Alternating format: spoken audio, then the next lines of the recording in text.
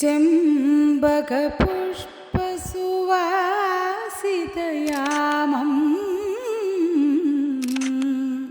ചെമ്പകം വാസനിക്കുന്ന പാട്ടുകളുണ്ട് മലയാളത്തിൽ.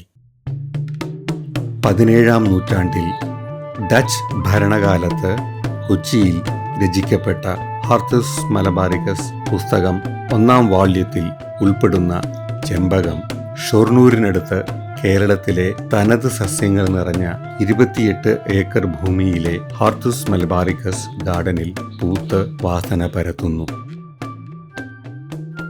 ചെമ്പകം വാസനിക്കുന്ന മെഴുകുതിരി, ചെമ്പകം ചേർന്ന ചന്ദനത്തിരി. ചെമ്പകം സുഗന്ധത്തിന് പര്യായം.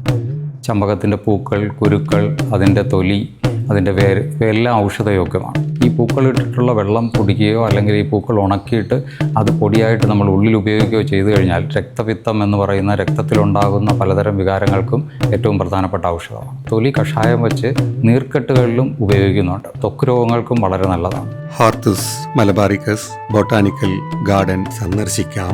കേരളത്തിലെ അപൂർവ സസ്യങ്ങളുടെ ജൈവ സാന്നിധ്യത്തിൽ താമസിക്കാം. Thank you for watching the Hortus Malabaricus garden video.